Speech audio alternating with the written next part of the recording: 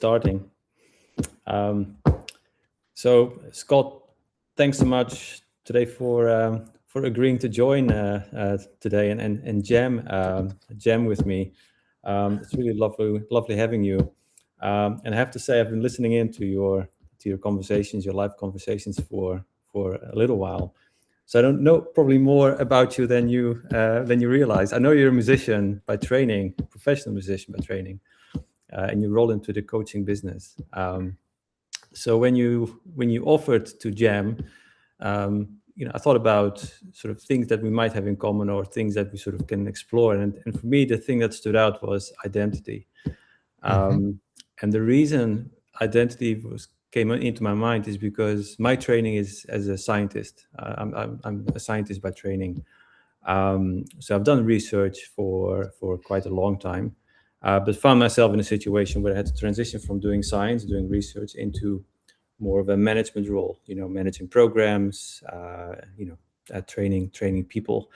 And the one thing that I really struggled with was this whole idea of shifting that identity away from being a researcher, where I had a track record, publications, recognition in the field, to an area where there's not necessarily such recognition, because you knew as a leader, you sort of have to, in your own mind at least, earn your stripes and demonstrate that you're able to.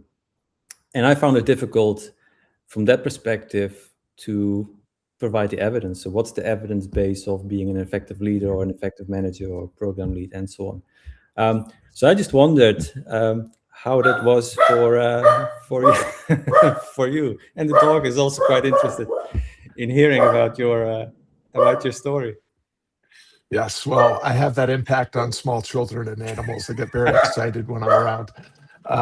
Well, number one, I want to say it's a privilege to have this conversation with you, and I deeply respect anybody that is operating in the scientific realm. And I'm a big fan of the scientific method and scientific thinking and data-driven system thinking and all the things that kind of are attendant to being a scientist. I am not a scientist. I never was really smart enough to pursue that as a vocation or a career, but I am a big fan of that way of thinking about things. And I love hearing that little bit about your journey, shifting from maybe someone that might be more often able to operate kind of on their own and manage themselves to now having to manage other people. That can be a real challenge because,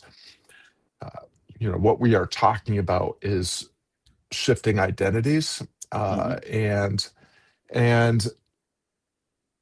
whether we are compelled or called to shift an identity, it is very easy to get caught up in what I call the identity trap. It is very easy for us as human beings because we crave certainty, we crave belonging, and we crave identity, to cling to roles as if they are a complete story in and of themselves. And so I think it's important that we choose our roles carefully, that we take our roles seriously, and at the same time that we remain curious and playful enough to not cling to them in a way that might be unhealthy or promote our unhappiness. I also love that you brought up management and leadership, because I think that they are two very different things.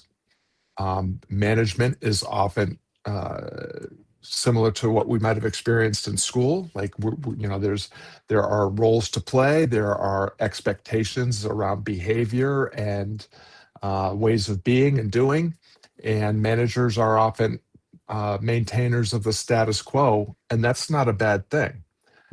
Leadership is often a very different thing, because where a manager is saying, this is how we do things here, and this is what I'm here to make sure we do.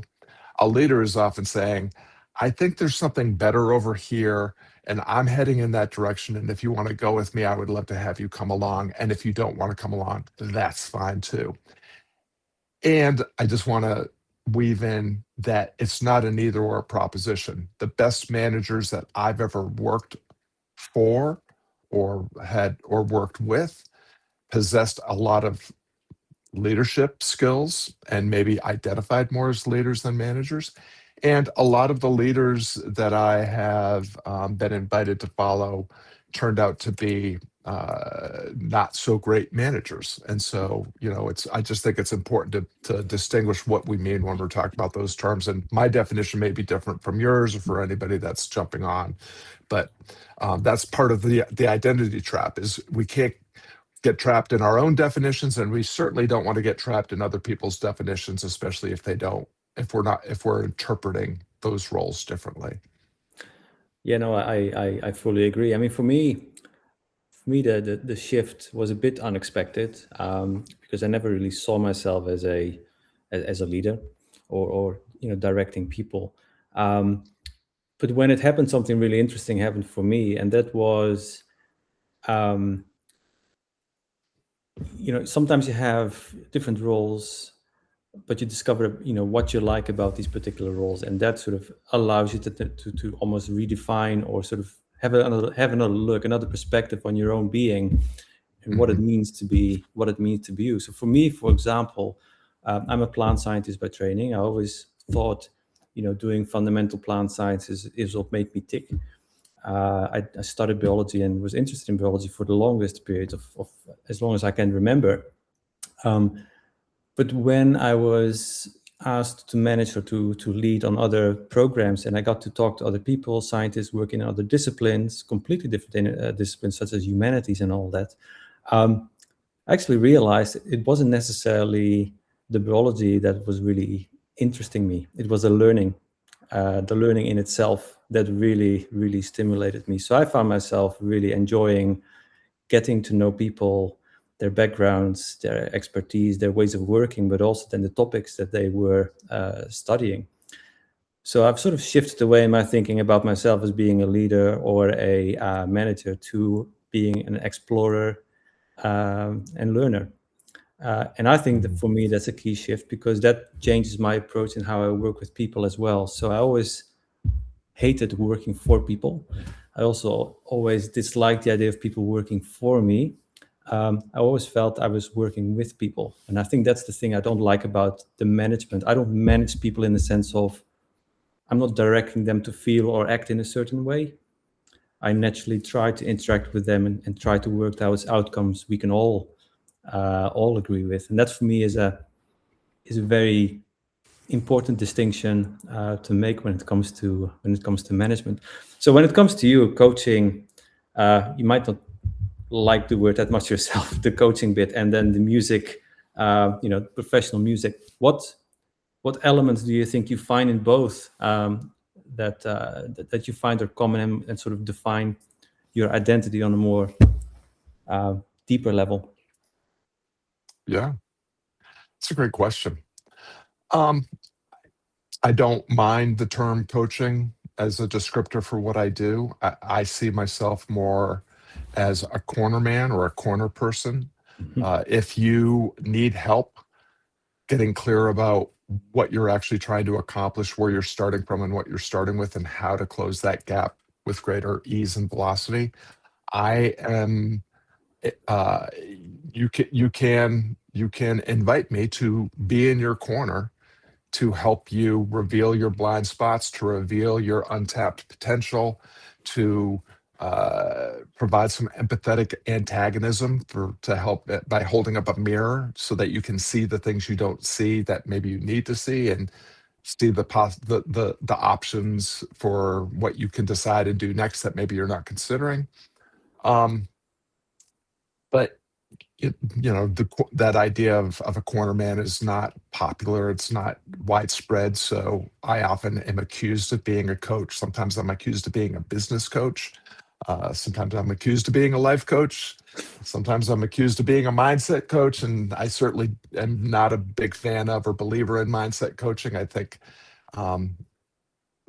the only way to become the kind of person you want to become. You touched on this in what you were sharing. Like, there's who I am, there's my being, and then there's my becoming. And everyone on this call and you and I are completely sufficient and whole as we are, but we are people that are purpose driven and explore our untapped potential and recognize the limitless possibilities that are available, and we don't mind leaning in to trying to cultivate a becoming that may require that we see, be, and do things a little bit differently than we're doing right now. Like, as a scientist, if you want everything to turn out just the way you expect, just keep doing it the way you're doing it, right? If Yeah. you want things to turn out differently, you're going to have to change some variables. You're going to have to change the way you see things. You're going to have to explore getting rid of or replacing some of the elements of your system if you're going to try to get different results. So, that's, although again, I would never claim to be a scientist. I do apply that kind of methodology to the way I help uh, cultivate my own becoming and becoming and being more of the kind of person I want to be and achieve the kind of success that I want to achieve, and helping others do the same. And, in terms of my background as a musician, it informs and inspires everything that I do. I was a professional musician for almost 30 years. During that time, I also owned and operated a brick and mortar music store. I also had a brick and mortar guitar studio that I was in charge of and built myself. And all of those lessons that I learned as basically a freelancer, but also as an entrepreneur, apply to the work that I'm doing now, because ultimately a guitar teacher helps students get clear about what they're trying to accomplish with their guitar playing aspirations and takes them as they are with what they have and helps them close the gap as quickly and easily as they can. As a performing musician, my job was to help the venue's cash register keep ringing and make audiences have a wonderful experience that they would talk to their friends about, so that they would come see me at other venues or return to the venue I was playing at. That's just simple clarity of aiming and aspiration, of presence and acknowledgement of what is, and crafting a coherent plan, strategy, system for helping close the gap between where I am and where I want to be, and where the people I serve are and where they want to be. So for me, it's all the same thing. And it really doesn't matter if I'm teaching a student, playing a gig, coaching a client, or building my own business. It's the same thing all day long. In many ways, I see it as the same role, same identity all day long. I mean, fundamentally, I think you and I are trying to go through life showing up with and for whoever's around with what we have and doing what we can to help them. And that is our journey of becoming. We will become better at being who we are and doing what we can for the people we seek to serve by showing up and doing what we can and serving the people that are around wherever we happen to be, whether it's as a scientist or as a father or as a husband or as a neighbor or whatever it is. Yeah, no, that certainly rings true. I mean, I went through quite a long time of reflection at some point. And there's a couple of things that I arrived at, sort of weaving onto the idea of identity. And that is that, the identity is also sort of acknowledging where you are. And for me, what I always like to tell myself heading into conversations or working with people is that I am level 1.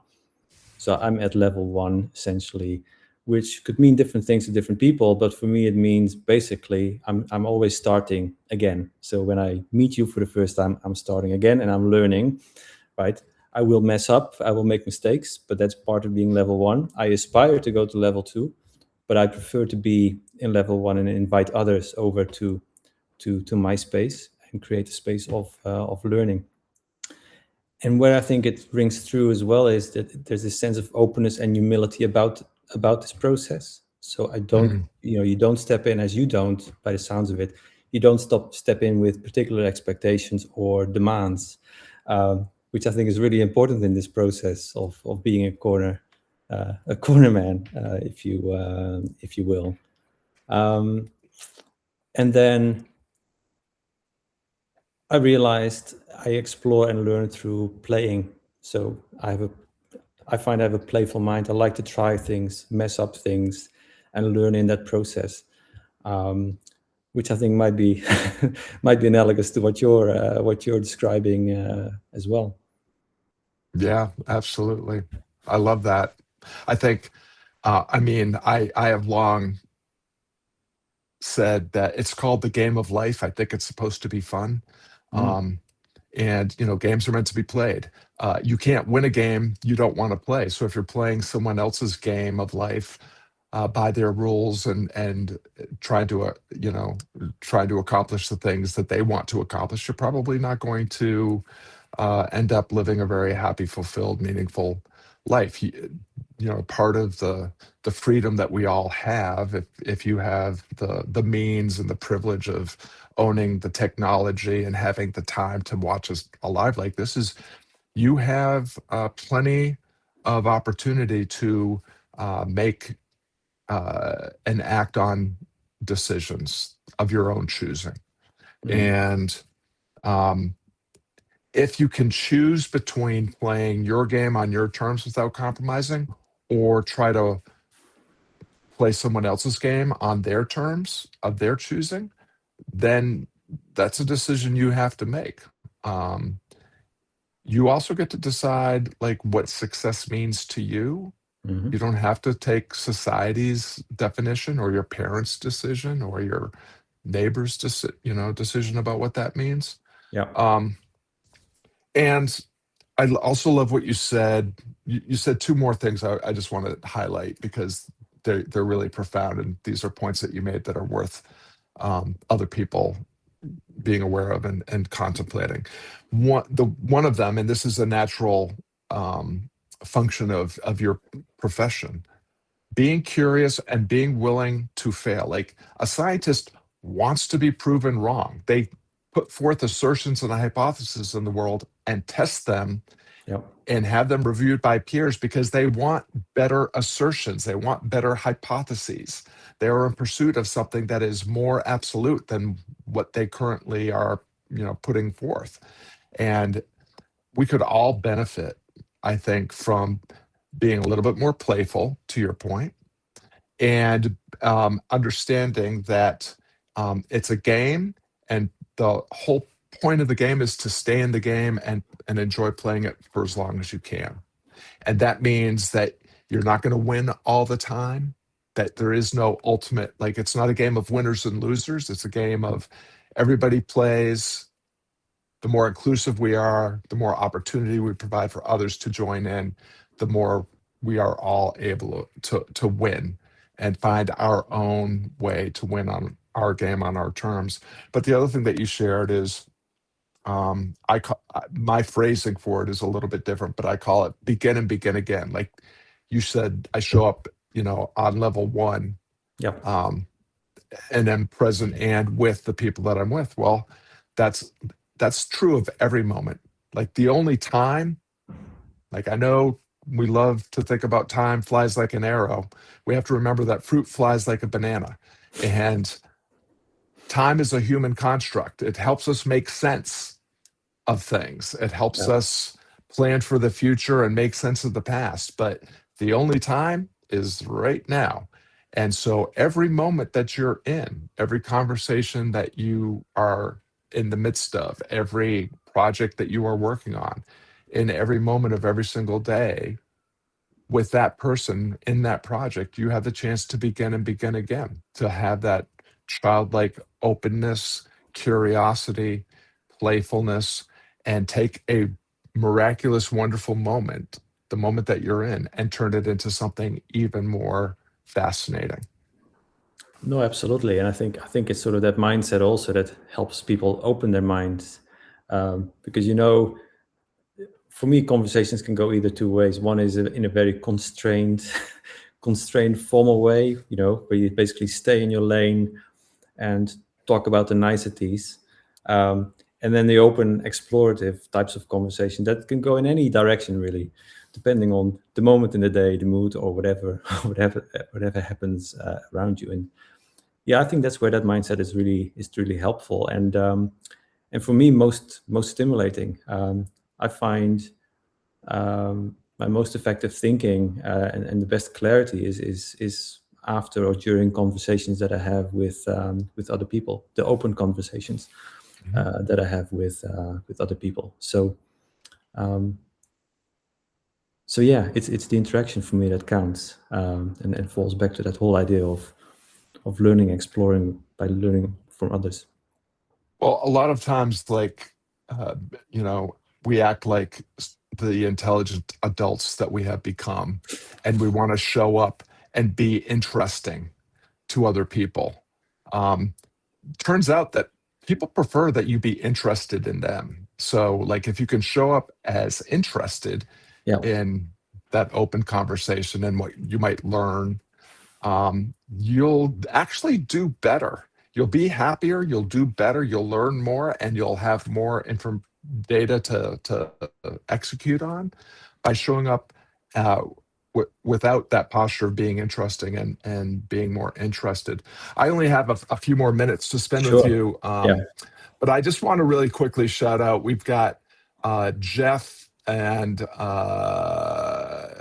Claire here. They are members of the Creative on Purpose community. I just want to give a shout out to them and encourage people to check them out. My friend Melvin and Duncan are here, and our mutual friend Michelle, she's here. from David McElroy's community that you and I are both a part of, is also here. So just want to say hi to everybody and thank you all for coming. And there's also any final insights? I also want to shout out to Anna, who's here. She's also a scientist, and that works on environmental science and regulations. So she's a part of a community I'm in. So it's very good to see her as well. And yeah, it's absolutely wonderful that so many people could join us today in this conversation. It's really brilliant. Nice to meet you, Anna. And also just a quick shout out to Alice, who is also a community member and client at Creative on Purpose.